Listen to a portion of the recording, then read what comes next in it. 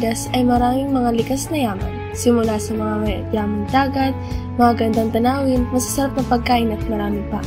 Ngunit, alam niyo ba na marami ring pinagmamalaking obra maestra na makikita rito sa Pilipinas? Ngayong araw ay tutuklasin natin ang mga obra maestra na likha ng mga tanyag na tao dito sa Pilipinas. Kaya tara, samahan ninyo ako. Dito tayo ngayon sa National Museum of Fine Arts. Dito, makikita natin ang mga natatanging sining sa bansa. Excited na ako malaman kung anong mga ito. Kaya tara, samahan ninyo ako. Dito sa loob ng Museo ng Pilipinas ay maraming iba't ibang obra maestra na ginawa ng iba't ibang tanyag na tao sa Pilipinas. Isa sa mga sining na narito ay ang mga likha ng dalawang sikat na pintor sa Pilipinas mula sa magkaibang panahon. Sila ay si Juan Luna at Fernando Amorsolo.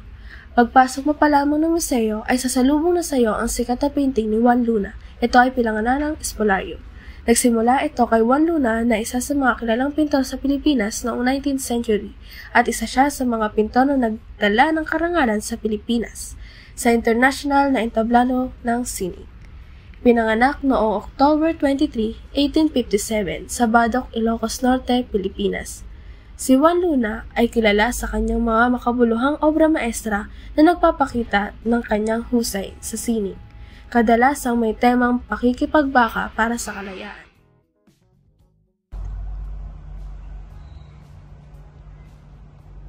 Good day mga kabayan! At ngayon, may mga kasama tayong isang art expert upang talakayin at alamin ang mga gawang sining ni Juan Luna at Fernando Amorsolo.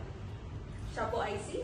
Ako nga pala si Drake, ang art expert na makakasama nyo ngayon upang talakayin kung ano nga bang mga sining at masterpieces na gawa nila Juan Luna at Amorsolo sa loob ng National Museum of Fine Arts.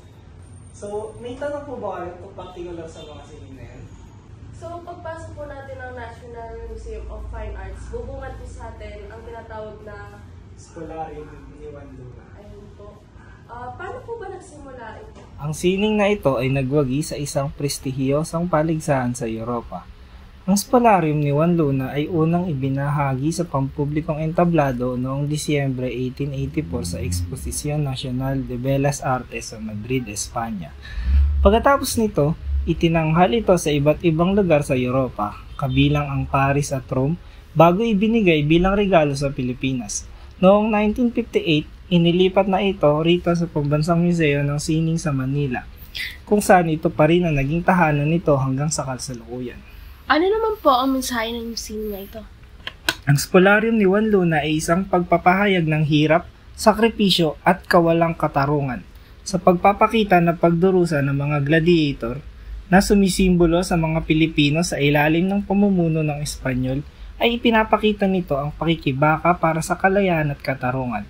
Ito ay hindi lamang isang likhang sining, kundi isang patotoo sa pagiging matatag at matiwasay ng mga Pilipino sa kabila ng mga pagsubok at hamon na hinaharap natin.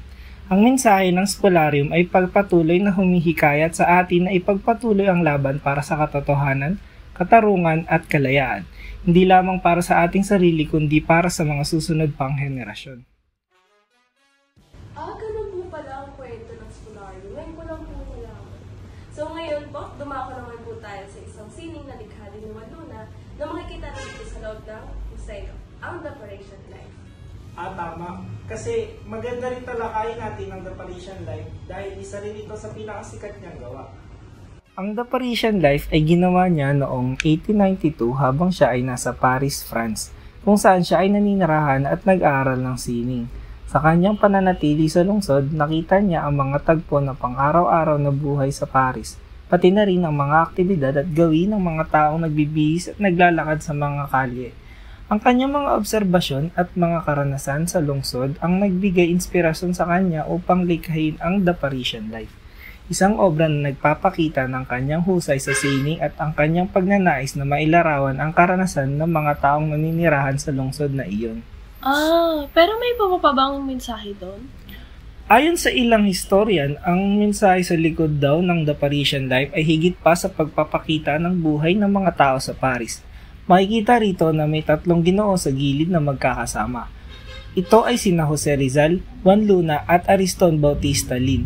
Ang kausuotan naman ng binibini ay sinisimbolo ang mapa ng Pilipinas.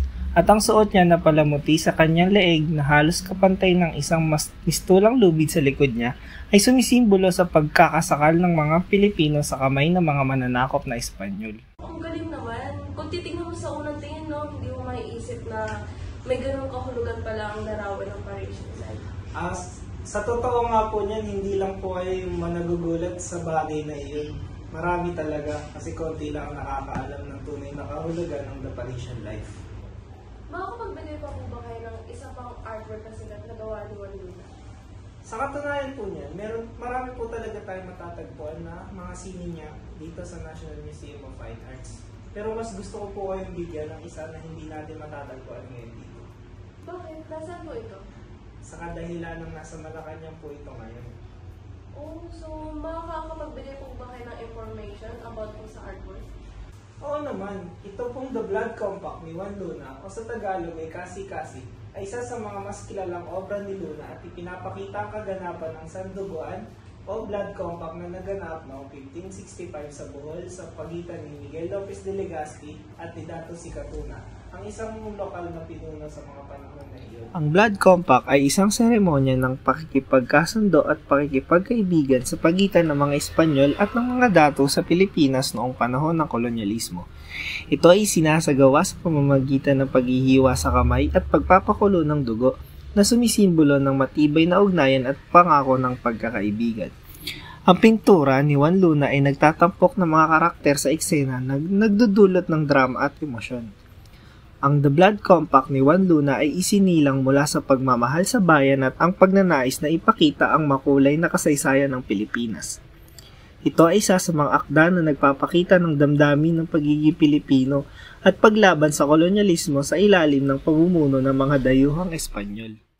Oh, grabe. Hindi mo pa naman natin yan. Opo, kung gagawin nga natin yan sa panahon ngayon, baka maraming hindi ito magustuhan or worse, baka hindi nila maintindihan ang konsepto ng mga ginagawa ng pinuno natin sa panahon ngayon, noong unang panahon. At talaga namang nakakamangha siya bilang pintor, no? So, salamat po sa pagbahagi nito sa amin. And hindi pa po nagtatapos ang ating pagtuklas ng mga sining sa museo. Meron pa tayong isang pintor na kikilalanin at tutunghayan ng mga likha nito. At ito po ay si Fernando Amorsolo.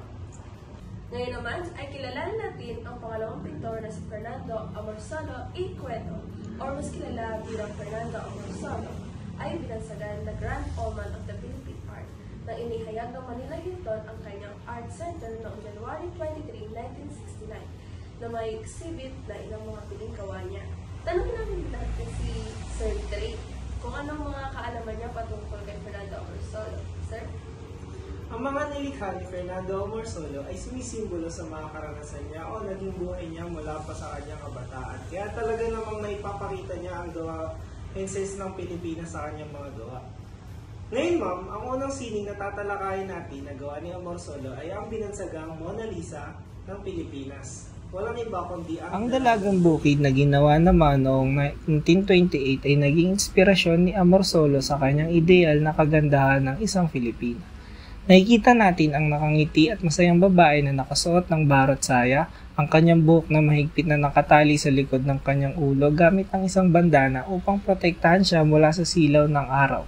Inilalarawan niya ang kanyang konsepto ng isang ideal na gandang Filipina as isang may rounded face at hindi yung oval type. Ang mga mata ay talaga mukhang masigla tignan. Tapos yung bibig, kung titignan natin, hindi ito ang uri ng typical na labi tulad ng unang panahon. Ang kanyang paggamit ng mga matingkad na kulay ay talagang nagpapahayag ng larawan na nakabatay sa Pilipinas noong mga taon ng 1937. At kung hindi ako nagkakamali, ang Dalagang Bukid ay binigay bilang regalo sa pamansang. Ay talaga namang nakakamangha at nakakaingan yung mga gawa ni Fernando Amorsolo. Ano pa kayo magandang explore na gawa niya? ay magandang topic na i-explore yan. Meron akong i-share sa inyo na gawa niya noong 1942, ang Bataan. Itong Bataan na painting na ay nagbibigay pugay sa trahedya ng pagbagsak ng Bataan. Dito, sinisikap ni Amorsolo na maipahayag ang mga karumal-dumal na pangyayari noong World War II. Itong painting parang nagpapaalala sa piyata ni Michelangelo dahil sa ipinapakita ng larawan ang isang sugatan at ang kanyang ina, no? Tama po kayo. Pero imbis na si Mama Mary at Jesus makikita natin ay isang babae na yumayakap sa isang sugatan na sundalo sa panahon ng labanan sa Mactan. Sinasabi pa nga nila, inihahalin tulad daw ang painting na ito sa digmaan sa paghihirap ng impyerno. Ang likhang inspired sa World War II at actually ay original na pinamagatang made in Bataan. Ngunit agad itong binago at naging Bataan na lamang. Grabe, hindi ko inasahan na ganito pala yung kahulugan nun. At isa pa, napakaganda ng gawa niya, kaya talaga namang may inspired ang mga Pilipino dito. And gusto ko lang malaman, Sir Drake, nung pumunta sa National Museum, may napansin ako na gawa niya hindi pa tapos. Ano kaya ito? Yun ba? Yung artwork na yun kasi, yun yung the unfinished artwork ni Fernando Amorsolo. At alam mo ba, ang painting na yun ay si Florencia Nena Singson Gonzales Bello, o mas kilala bilang ina ni Dr. Vicky Bello. Actually, itong portrait painting na ito ay ang kahuli-hulihang artwork ni Amorsolo bago siya namatay noong April 24, 1972. Mga 2 taon din, verify ng research team itong painting na ito at isa kung hindi niya maitatanong ay isa rin ito sa mga donasyon ng asawa ni Fernando Amorsolo na si Maria del Carmen Zaragoza. At ang kwento pa nga ni Dr. Vicky Bello sa kanyang post ay lahat ng 5 kapatid ng nanay niya ay may mga painting ni Amorsolo at nang tanongin naman ng kanyang ina kung bakit wala siyang kanya, sinabi niya na nag-post siya para dito ngunit hindi alam kung ano na ang nangyari. Kaya naman talagang nagpasalamat din si Dr. Vicky Bello sa National Museum dahil sa wakas nalagyan na ng pangalan ng babae sa painting. At ayun na nga, kaya siguro hindi ito natapos tulad ng sabi mo, ay malamang sa malamang dahil sa namatay ang ating magaling na pintor na si Fernando Amorsolo. Lubos kami nagpapasalamat, Sir Drake, dahil grabe ang laki ng tulong ng isang tulad mo para ibahagi sa amin ang mga kaalaman mo patungkol sa mga paintings and para mas matutuhan at mas lalo na naming maintindihan ang mga likha ng ating mga galing na pintor. Kahit ako, marami rin ako natutunan sa ating na pag-usapan. Maraming salamat din po, Ma'am Jess. Naway marami rin natutuhan ang ating mga tagapakinig at magkaroon sila ng kaalaman sa ating mga tanyag ng mga pintor noong unang panahon at namanghalin sa kanilang mga gawang sining. Sa kanilang mga ipininta, maaari tayong matuto tungkol sa mga yamang kultura na pamana ng Pilipinas at makakuha ng mga pananaw sa kasaysayan at pagkakakilanlan ng ating bansa. Ang pagtingin sa kanilang mga ipininta ay nagbibigay sa atin ng koneksyon sa nakaraan, pagpapahalaga sa kagandahan at mas malalim na pag-unawa sa naging karanasan ng mga Pilipino. Sa pamamagitan ng pag-aaral at pagpapahalaga sa kanilang pintura, nakikilahok tayo sa pangangalaga at pagpapatuloy ng pamana nilang sining. Hanggang sa muli, mga kababayan.